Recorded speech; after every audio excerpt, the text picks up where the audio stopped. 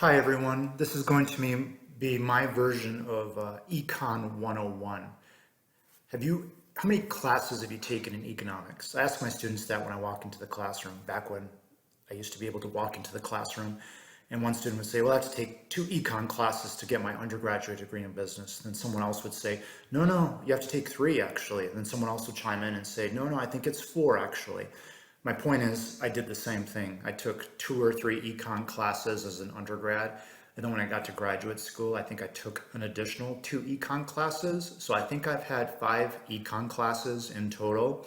And then I graduated from graduate school with a PhD in business, and I was reading the Wall Street Journal or watching business news on TV, and I had a hard time understanding what they were talking about.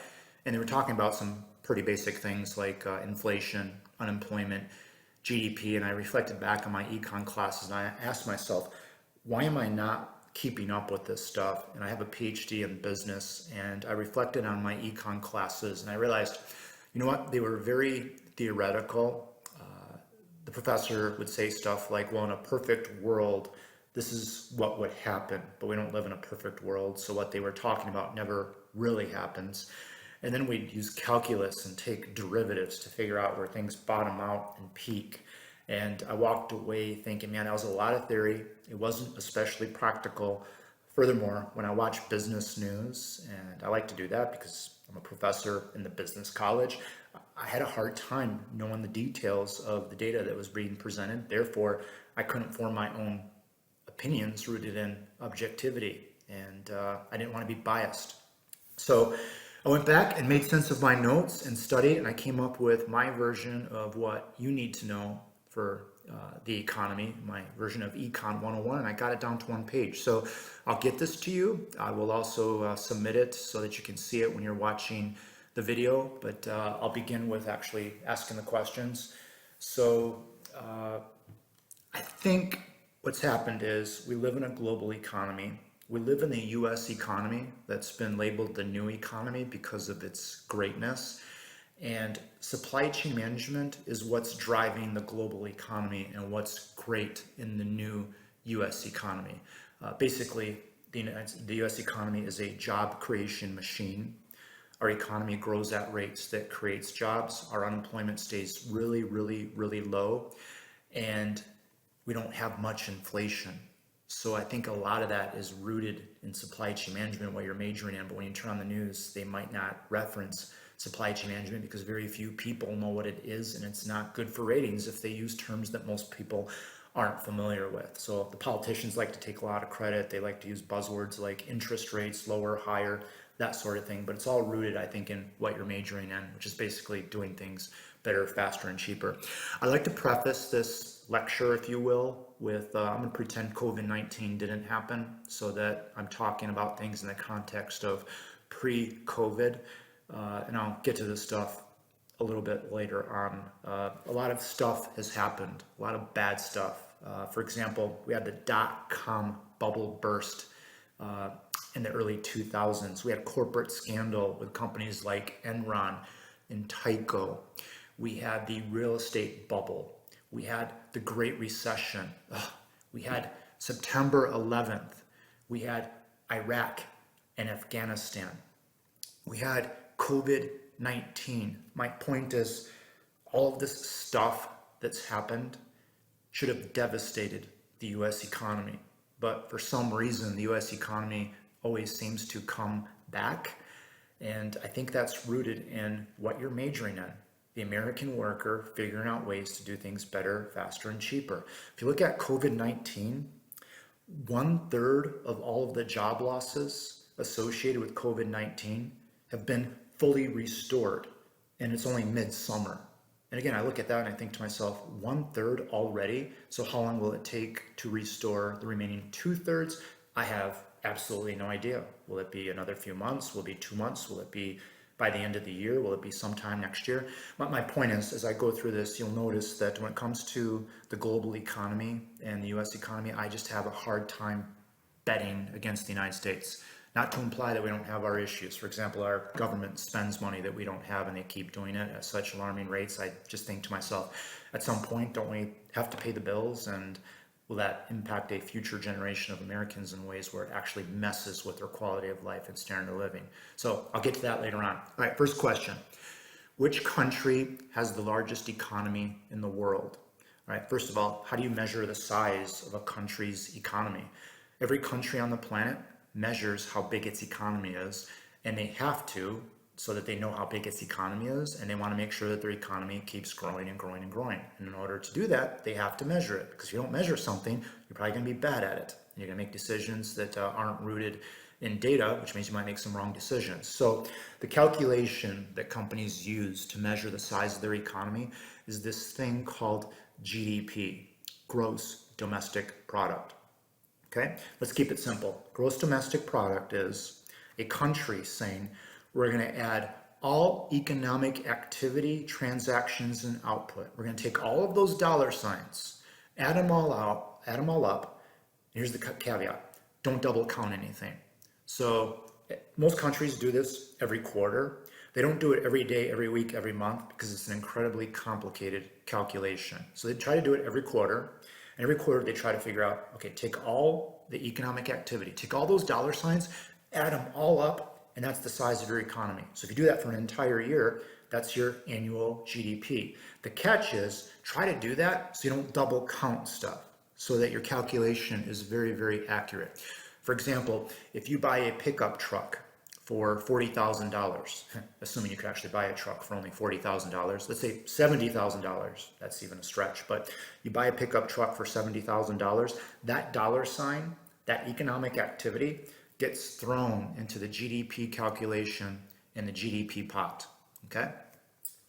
The tires that went on the truck, the rubber used to make the tires, the raw material used to make the rubber, all of that economic activity and those transactions aren't included in the GDP calculation because it would be double counting. So the only number that gets thrown into the calculation is the 70 grand that you use to buy the truck with, okay? If you buy a loaf of bread at the grocery store for $3, all of the stuff up until that doesn't get included, like the feed for the farmers and the flour and the eggs and things like that, because that would be double counting. So again, GDP, add up all economic transactions, activity, and output, take all those dollar signs, add them up without double counting anything, and that's your country's GDP. The more formal calculation is basically consumer spending plus government spending plus investment spending plus exports minus imports. So if you add all of that stuff up, that's your country's GDP. Okay.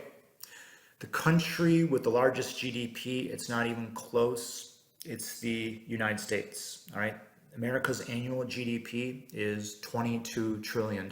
That's 22 with 12 zeros after it, okay? America's GDP is so big. America's GDP is larger than the European Union, and the European Union has close to 30 countries and about 100 million more people. Okay, so that's how big America's GDP is. China is the second largest economy in the world based on GDP. I think its annual GDP is around $15 trillion. So the United States has a GDP much larger than China, even though China is the second largest GDP on the planet. And China has a billion more people. So here's what it comes down to is the United States has a $22 trillion annual GDP. It's the largest economy on the planet. America's GDP by itself is about 20 to 25% of Earth's total GDP. Here's the catch. If America, with its $22 trillion GDP, is close to 25% of Earth's GDP, but America's only 4 to 5% of Earth's population, okay? What does that mean? That in general, Americans are going to have a quality of life and standard of living that's higher than that of other countries and most other countries, okay? There are basically three types of countries: underdeveloped, which is where the majority of the global population lives, developing countries, and developed or industrialized nations. If you take your country's annual GDP and divide it by its total population, that gives you GDP per capita, okay? America's GDP per capita, I should have looked this up before the lecture, right, is probably between 60 and 70K. And in general, that's one of the largest GDP per capitas in the world. Okay, so an industrialized nation is very simple. Take a country's GDP, divide it by its population. That gives you GDP per capita. If it's above $25,000, $30,000, that means you're an industrialized nation. There are what, 200 countries on the planet, about 200. I'll bet you no more than 30 are technically industrialized nations. And of those industrialized nations, if you look at the total population, they're probably 15% of Earth's total population. So the majority of Earth's wealth is in the hands of 15% of the global population. You take a country like China with a population of 1.4 billion people, about 1 billion people in China live very differently than the other 400 million people that are located along its eastern coastal line. Okay, the point I'm trying to make there is China is an industrialized nation, but some people might say it's still a developing nation, because if you take its GDP and divide it by its population, it's, I think, between $10,000 and $20,000, which is technically a developing country and not an industrialized nation. But if you take its GDP along its eastern coastal line, divide it by that population of 400 million people, it's probably over $20,000. So that part of the country does have an industrialized lifestyle. So I think the point I'm trying to make with all of this is most of the world's population is underdeveloped. Its GDP per capita is under $10,000. So if your GDP per capita is between 0 and 10K, you're underdeveloped. If it's between 10 and 20, 25, you're developing. If it's over 20, 25, you're industrialized. It's probably not a good thing for any of us that the majority of Earth's population lives much, much worse than a minority of Earth's population. So again, the key is, can we get those 85% of the global population that live in countries with GDP per capitas of under $10,000 to become developing countries and one day industrialized nations? I think that would be a better thing for everyone. And if you ask me what discipline can get us there, it's what you're majoring in, supply chain management. As long as we don't get too greedy and chase the almighty dollar and pretend that everything revolves around shareholder value, then your field can contribute to creating this strong, dominant middle class globally, like we've accomplished in the United States and like other industrialized nations have accomplished for themselves. Okay, what else about GDP? You know, we measure it every quarter. We're obsessed with it because we want to make sure it gets bigger and bigger, because that means jobs are being created. Most US states, or a big chunk of them, have GDPs that are bigger than most countries. Michigan, its GDP alone is bigger than most countries. We have cities with GDPs that are bigger than most countries.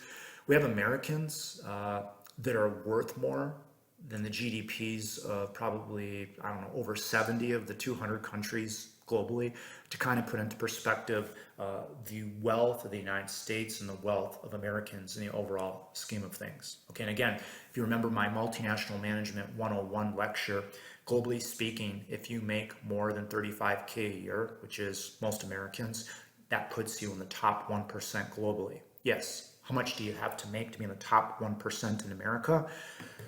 400, 500K, and that's not most of us, and we're not in the top 1% in America, but globally speaking, most of us are in the top 1%. So when I complain about my lifestyle, I try to remind myself that globally speaking, I'm probably in the top 1%, if not, gosh, the top 0.1% globally.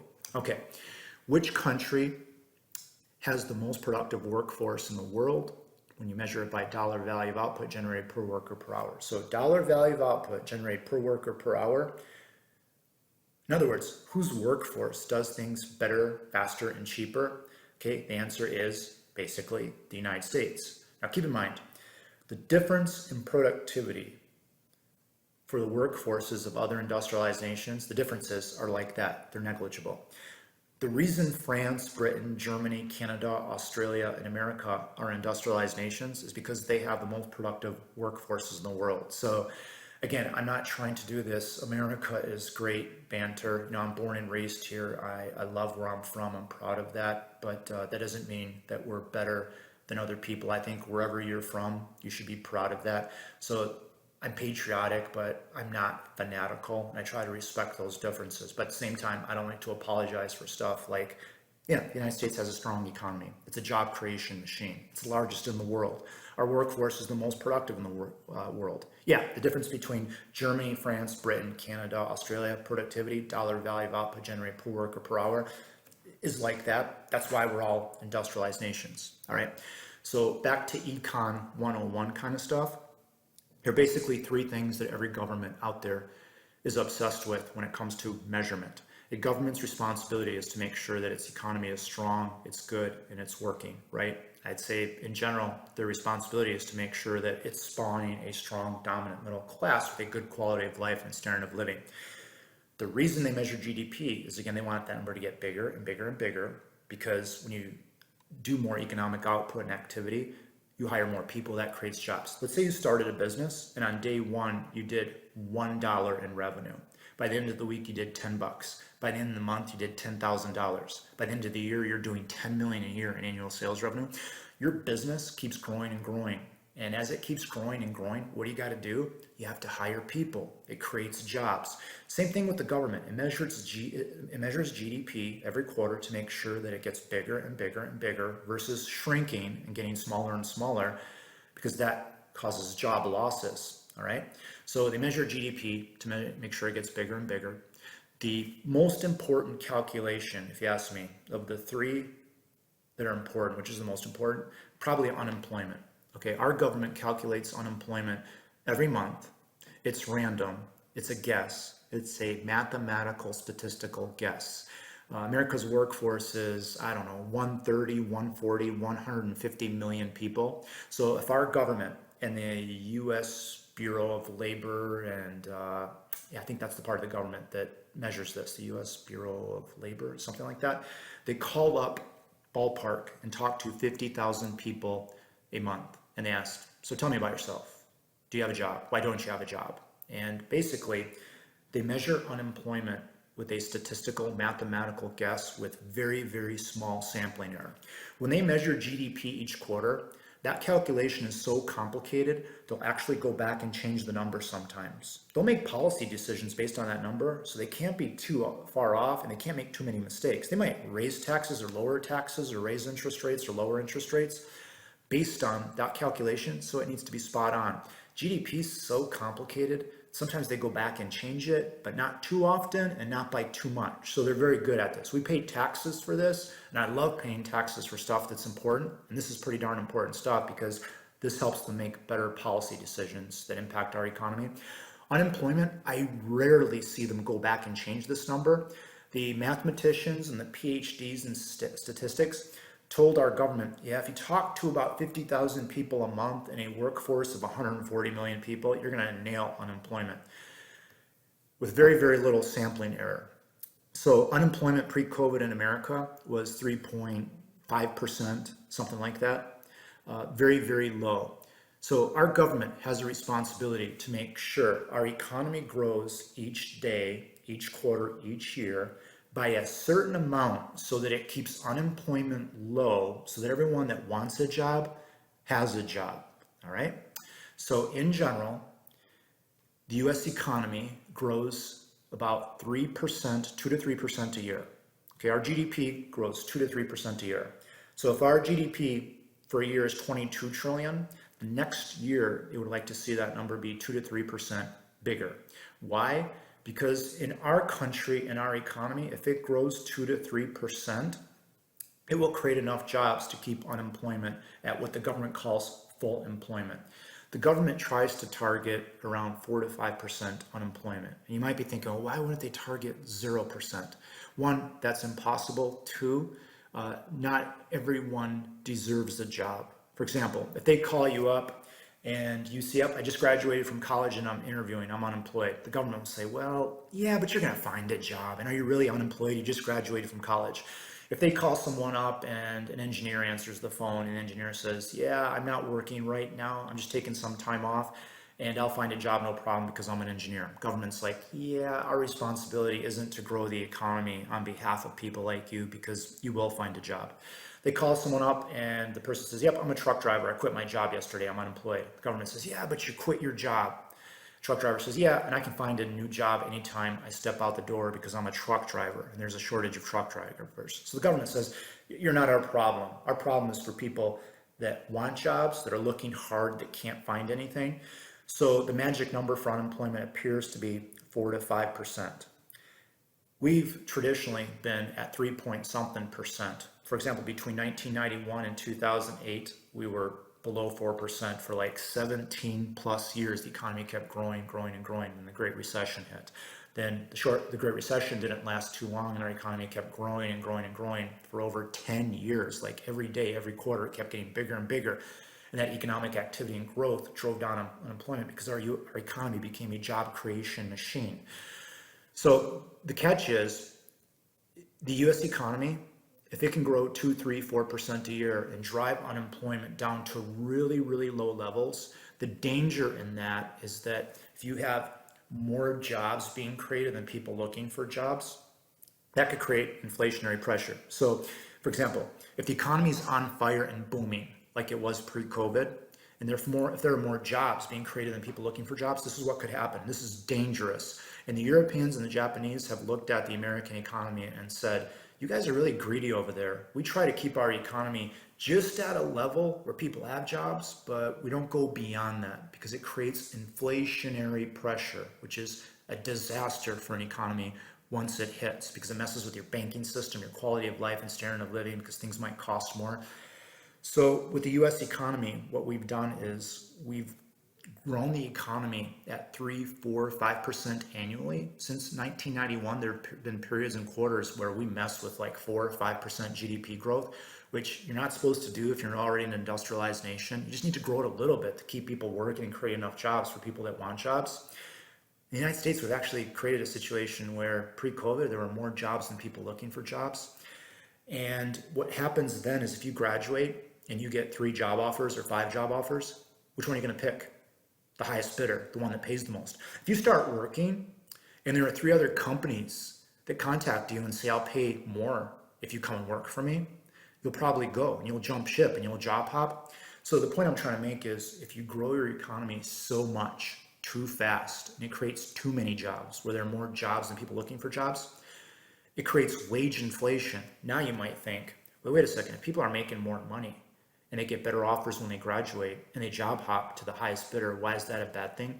Well, wage inflation and higher wage costs for companies mean that they'll pass those higher costs onto their customers, and then everything costs more. But here's what's happened. In general, over the last 30 years, America's experienced very, very little inflationary pressure during a time when its economy kept growing and growing and growing and creating jobs, almost too many jobs, and creating more jobs than people looking for jobs. But there hasn't been any inflationary pressure. So the 3 most important things that every government calculates is, what's our GDP? Is our economy growing? Okay. What's our unemployment? All right. And then what's inflation? Inflation in America is measured using this thing called the CPI, the Consumer's Price Index. And basically the government goes into a store and just buys the same thing every month. And if it costs more, you have inflation. If it doesn't, you don't. And in general, America's inflationary rates annually are 1, 2% annually. And it's been like this for a few decades. And people have written articles about the US economy. How can you grow the economy at 2, 3, 4, 5% a year, drive unemployment down way below the 4 to 5% that you shoot for, like 3 point something percent, have more jobs than people looking for jobs, people making more money, and then you don't have inflationary pressure? And the answer to that question is it's rooted in our productivity and our rate of improvement in productivity. So if someone hires you and they have to pay more to get you and pay more to keep you, they offset that through productivity improvements. In other words, the company and you figure out how to do things better, faster, and cheaper so that things don't cost more because they're not passed on to their customers. What does that sound like to you? That's supply chain management. That's problem solving. Looking at every process as a problem that can be done better, faster, and cheaper, and being obsessed with it to the point that you create an entire economy that has very little inflationary pressure. All right. So you're not going to get a lot of credit for being the thing that drives our economic engine, the fuel for it. but I think it's deeply rooted in our ability to not only be the most productive workforce in the world, but our rates of improvement in productivity are likewise one of the highest in the world. So that when we grow our economy and we create all of these jobs, there's very, very little inflationary pressure. And the end result is we have this economy that economists from Japan and Europe call the new economy. And they have a hard time accepting that because they're okay with a little bit of economic growth and kind of high unemployment because that keeps inflation in check. If things start to cost more, that impacts our quality of life and standard of living. Furthermore, it really messes with our banking system, and banks won't loan out money, and then if they do, it tends to be a higher cost of borrowing, and the backbone of our economy is the ability to borrow money and borrow stuff cheaply. And we can do that if we know stuff isn't going to cost more, or if we know there's going to be very little inflationary pressure on our economy, because then banks know what to charge in terms of rates for the cost of borrowing and such. Okay? All right, I'm going to try to wrap it up here with some of these questions I have from my version of Econ 101. So again, my version is when you watch the news and they talk about GDP, is it growing or is it shrinking? Yeah, COVID-19, it's shrinking. People are losing their jobs. Unemployment, yeah, it went up. And then inflationary pressure.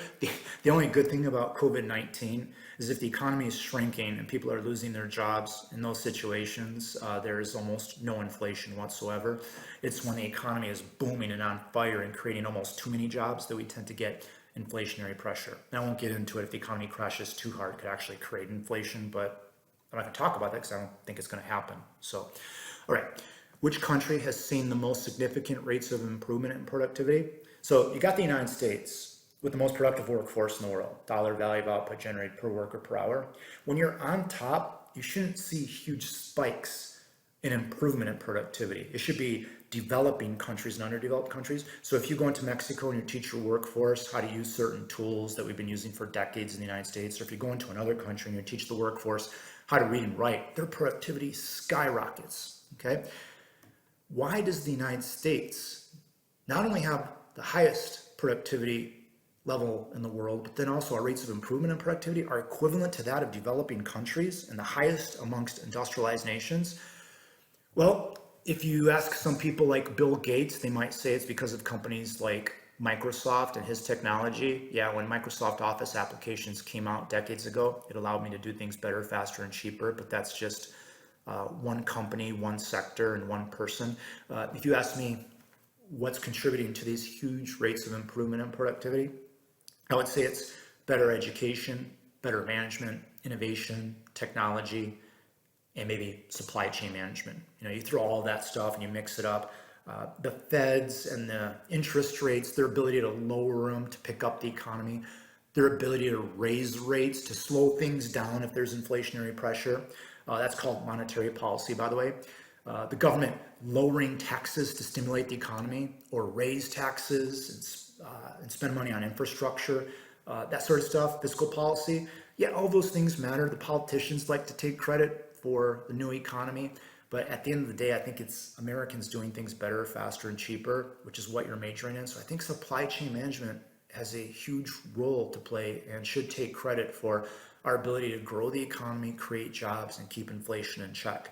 And that productivity and our ability to do things better, faster, and cheaper should mean that we recover from COVID-19 and do so very quickly, because we have from everything else in terms of bad stuff that's happened that should have lasted a lot longer than it did. Okay, which industrialized nation, there's about 30 of them, you know, think of Europe and America and Japan and Australia, South Korea, Israel, places like that. Which industrialized nation averages the most hours worked in the workplace? So here I just said, America, you have the most productive workforce in the world. Your rate of improvement in productivity is one of the highest in the world and the highest amongst industrialized nations. So don't you get to go home early? No, Americans work more and more. The average work week is over 50 hours a week. And if you throw in casual overtime that you're not actually getting paid for, it's probably even more than that, okay? That kind of sucks. How many vacation days is a company, paid vacation days, is a company legally required to give you in a job offer? The answer is 0 in America. So you could actually get a job offer that says you're going to get 0 days off that are paid. Now, legitimately speaking, based on supply and demand conditions, you're probably going to get 2 weeks paid vacation. So that's 10 work days annually. And in America, the more you're with the company, the more vacation time you get. So you might cap out at, say, 4 or 5 weeks vacation time in 20, 30, 40 years. In Europe, a lot of people get 6 weeks paid vacation a year. The average work week in Europe is less than that in the United States. Yeah, they're less stressed out, but at the same time, unemployment's higher. When you buy stuff, it tends to cost more. So slightly different lifestyle, even though both markets are industrialized nations. I also think in America, workers have very little job protection, which makes our companies and economy very robust and flexible, but also means you're probably not going to go home early or cut out early on the risk that you might lose your job if you're not working hard. Also, I think the root cause is, let's face it, the American economy, the American people, we're just a greedy, greedy bunch obsessed with dollar signs. And if you think that'll be something that buys you happiness, you're sorely mistaken, but it's a part of our culture. And if you think you can work 50, 60, 70 hours a week and double your salary every 5 to 10 years, you probably will, because that's how you're wired and that's how we're wired.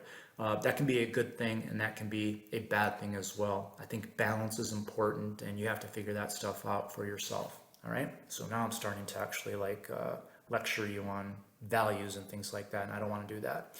All right. Which country has the highest standard of living in the world when you take the GDP and divide it by its population? In other words, it's the other industrialized nations. And then when you zap in the cost of living and inflation, the United States tends to come out on top in general. Yeah, countries like Luxembourg, Belgium, there are places in the world that have a higher GDP per capita than the United States. But then when you zap in inflation and the cost of living, that's when the United States tends to rise to the top. Also, there are countries that are about the size of cities and towns and states and neighborhoods in the United States. So again, Midtown Manhattan probably has the highest GDP per capita in the world outside of the Vatican and some rich island in the middle of nowhere. The suburbs of Chicago probably have a higher GDP per capita than most countries. But then when you pull it all together, the United States has a GDP per capita of probably close to $70,000 a year. Amongst industrialized nations, countries with large populations and a strong dominant middle class, the United States in general is ranked very high on that standard of living and quality of life. There's this measure called the Human Development Index, the HDI, that takes GDP per capita, zaps in inflation and cost of living, but then also asks questions like, what about crime, pollution, congestion? How long do you live? When you're born, what are the chances of dying? Can you read and write? How's your healthcare system? The United States on the HDI, the Human Development Index, keeps dropping. We used to be top 5, we used to be top 10. Right now I think we're 12. I'm not proud that we're number 12 on something called the Human Development Index. But then if you look closely at the difference between 12 and 1 and 12 and 25, they're like that, just like productivity. So again, these industrialized nations in general have very similar quality of life and standard of living. And when you measure it strictly by dollar signs, the United States tends to be near number 1. But then when you move away from the dollar signs and measure quality of life and standard of living in other ways, like pollution exposure, the United States doesn't do as well. Okay? All right, trying to wrap this up. Which country exports more stuff, merchandise goods, than any other, like planes, cars, supercomputers, machinery, medical equipment, food, consumer goods, weapons, medicines, semiconductors? In general, the world's 2 largest exporters of merchandise goods are the United States and China. They kind of go back and forth between number 1. So yes, America makes a bunch of stuff, even though only around 10 to 15% of our workforce is in the manufacturing sector. We crank out more stuff than ever before. So when you say American manufacturing is dying, that's not true. We make more stuff than ever before, and we make stuff that's not easy, highly engineered, a lot of design work, a lot of proprietary stuff, and it's kind of super expensive stuff. It tends to be customized too, or low volume, etc. So we make a lot of stuff. The only problem is we're so good at manufacturing, it employs less and less people. So again, better, faster, and cheaper. Yeah, those are some of the consequences. Very low-skilled manual laborer that earned a good living in manufacturing, those days are quickly, if not already, fading away from us. All right. Which country exports more services than any other? The United States by far and away. So when it comes to total exports, goods and services, the United States is kind of right there with China. All right. About 90% of our exports is in merchandise goods and about 10% is in services, but the services part of what we do and what we export keeps growing and growing. So when I say, how do you export a service? Different examples would be like legal, lawyers, insurance, banking, financial, healthcare, consulting, education. When a non-American comes here for an American education and converts their currency to US dollars to pay for that American education, that's a service export. Transportation, distribution, logistics, travel, tourism, entertainment like Hollywood, engineering, advertising, telecommunications, architecture, design, accounting, IT services, all of that stuff are service exports. So again, we export more than ever. We export more than anyone else. So when anyone says we don't sell anything or do anything ourselves, that's not true. Here's the problem. I told you that GDP is consumer spending plus government spending plus investment spending plus exports minus imports, okay? We export more than anyone. We've never exported more stuff, but we import more than we export. Think about that. So GDP is C plus G plus I plus X minus M. Consumer spending plus government spending plus investment spending plus exports minus imports. We import more than we export. We have every year since 1976. Happy birthday, America, your bicentennial. Every year since then, we've imported more than we exported. That means we have a trade deficit. We have a trade deficit every year, and that trade deficit in general, that minus sign, puts a dent in our economy. Americans lose jobs because of that. With most of our largest trading partners, I think our largest trading partner is Canada, China, and Mexico in that order, or actually China, Canada, and Mexico. Those are our three largest trading partners. And actually, if you look at probably our top 10, top 20 largest trading partners, add up what they buy from us and what we buy from them, it's a negative sign. In other words, we have a trade deficit with every single one of our 10, 20 largest trading partners. Around 40 to 50%, if not more, of our trade deficit comes from two countries, Japan and China. I'm going to pause right there just for 1 second, please. Okay, I'm back. I just mentioned that the GDP calculation is consumer spending plus government spending plus investment spending plus our exports minus our imports. We have a trade deficit every year that costs Americans jobs. So people ask me, why doesn't our government try to make that negative sign a positive sign? In general, our economy is so huge that our trade deficit puts a small dent in our GDP. So yeah, it costs Americans jobs, but our economy creates so many more jobs that our government says until that negative sign and that trade deficit becomes huge, we're not going to mess with it too much. Furthermore, around half of it comes from two countries, China and Japan. I will say this, there is data that basically says China and Japan will manipulate their currencies to make their currency weaker relative to the US dollar, which means that everything that's Japanese and Chinese is cheaper relative to everything that's American. So Japan, a huge part of their economy is exports and exporting stuff to America. Japan in general has been in a deep, long recession that's been a couple of decades now. China, if it allowed its currency to float freely on the open market instead of pegging it against the US dollar and allowed it to float freely based on supply and demand conditions, the Chinese currency, the RMB or the yuan, would be 30% stronger than it is right now relative to the US dollar, which means everything that's Chinese, like labor, would be 30% more expensive to everything that's American. So the point I'm trying to make is, okay, we have a trade deficit, we have every year. We have a trade deficit with almost all of our trading partners. Around half of it is with two countries, China and Japan. They manipulate their currencies to get a cost and price advantage, which has nothing to do with doing things better, faster, and cheaper. That sucks. But until that trade deficit is a huge, huge negative sign, our government's probably not going to do too much to respond to that. All right. Okay, trying to wrap it up here. I know you're like, okay, Econ 101, but I think it's kind of cool how we can talk about this in less than an hour on one page. And I feel like you could watch the news now and say, I know what GDP is. I know what unemployment is. I know what inflation is. I know how they're calculated.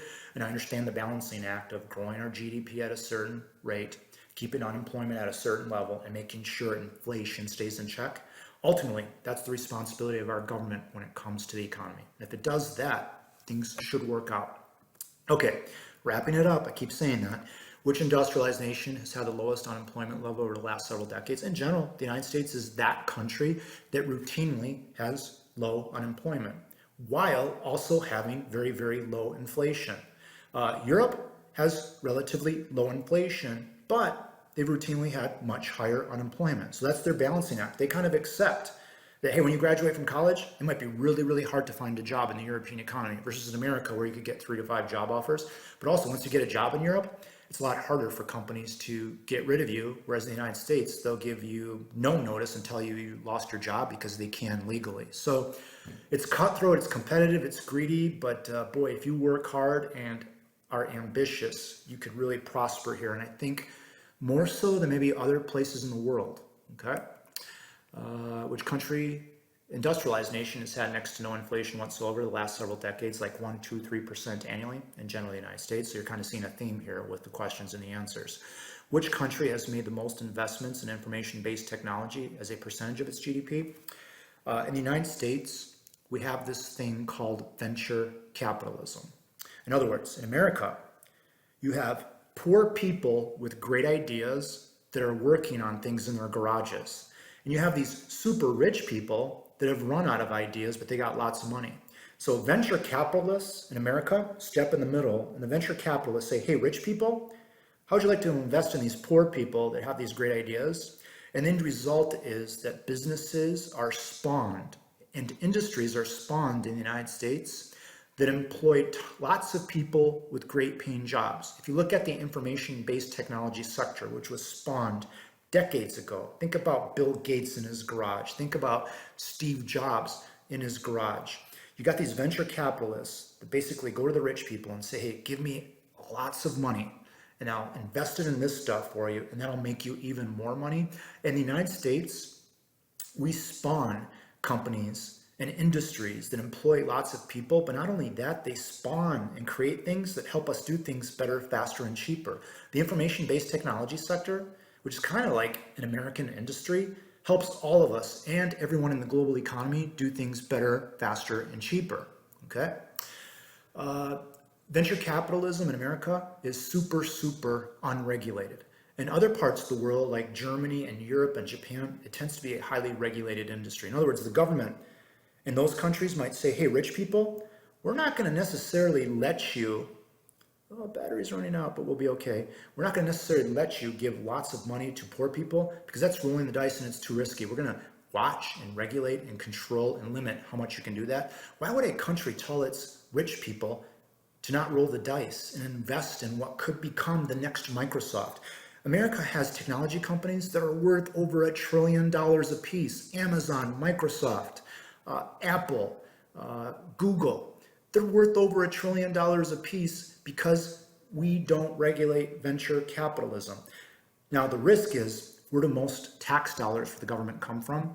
The richest people, all right? So if they roll the dice and they don't bet the right way, the government loses potentially a huge source of its tax revenue. So they want the rich to get richer, but they don't want the rich necessarily to take on huge risks that are typically associated with venture capitalism. In the United States, man, do we roll the dice? But I would say in general, it's kind of worked out, okay?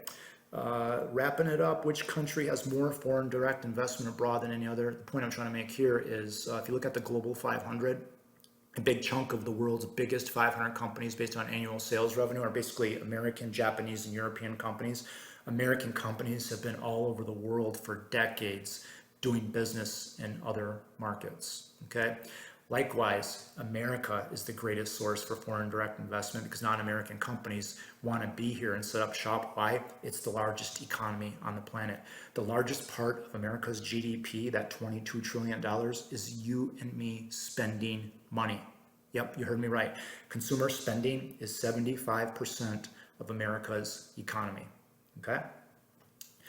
So if America is about 25% of Earth's economy, and the American consumer is about 75% of America's economy, does that mean the American consumer is like 15, 20% of all economic activity and output in the world? In other words, the most powerful lobbying power in the world is you and me working and you and me deciding what we're going to do with our money. No one has more control over the economy globally in geopolitical issues than the American consumer. That's a lot of power.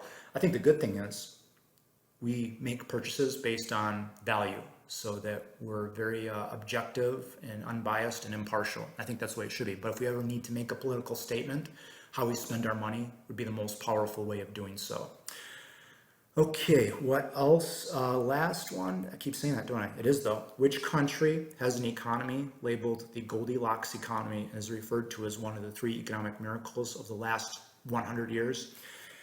The United States during World War II blew up Germany and leveled it. The United States did so with Japan. Japan and Germany rebuilt themselves very quickly. An entire generation in Germany and Japan suffered for future generations, and both countries became industrialized nations super, super fast. Me personally, I think Germany after World War II is an economic miracle. I think Japan after World War II is an economic miracle. The third economic miracle could be the US economy since the early 90s. And a lot of economists have referenced the US economy since the early 90s as the Goldilocks economy, meaning you grow GDP like crazy, 2, 3, 4, 5%. You drive unemployment down so low, there are more jobs than people looking for jobs, and you don't have any inflation. No one else can do it. You do it. It's greedy. It's dangerous because once you have inflation, things like the banking system can collapse. Your quality of life takes a nosedive. But economists globally are saying, maybe we should revisit this and model ourselves after the US economy. But there's risk in this Goldilocks economy. So we appear to take it. It appears to help us. We appear to prosper and flourish, and maybe we shouldn't. After COVID-19, I wouldn't bet against the United States, and I suspect that we recover at rates that are faster than the rest of the world. Like I said, 1/3 of the jobs that have been lost because of COVID-19 have been fully restored. We're only 2 months, 3 months into COVID-19, really. Imagine if by the end of the year, all of the jobs have been fully restored. And then we take what we learned from this crisis, and because of that crisis and what we learned, we figure out how to do things better, faster, and cheaper. For example, maybe I don't need to go into work every day of the week, and I actually do things better, faster, and cheaper because I get to work from home 2 days a week because people realize that you can do it, and we've learned how to do it, and that wouldn't have happened without the crisis. So when bad things happen in your life, I think the end result is how do you process it? Do you process it productively or not productively? And I think as an economy, as a country, we can take all this stuff that's happened during the summer of 2020 and process it productively so that we're better for it. I refuse to think of it and believe in any other way. And if history repeats itself, we'll come out on the other end of this better for the experience. Okay, I think that's it. Econ 101, supply chain management, what you're majoring in. You are the reason that economists in other parts of the world are calling the US economy the new economy, the Goldilocks economy. But you won't see that much on the news. Though, since COVID-19, you start to hear about supply chain management way more than we have in the past. It worked. It was resilient. In general, outside of toilet paper and hand sanitizer and lumber and certain things like that, the supply chain was resilient. It really, really worked. There were flaws and holes and things we need to fix, and we will, but man, it could have been a lot worse. And if anything, I learned that what you're majoring in, we do it pretty darn well and we'll get better at it. And it is very, very resilient, way more than I would have ever have guessed, because anything I pretty much needed, I got outside of the stuff at the very beginning there where people hoarded. But I think free market conditions even fixed that. Okay, guys, I will talk to you soon. Bye.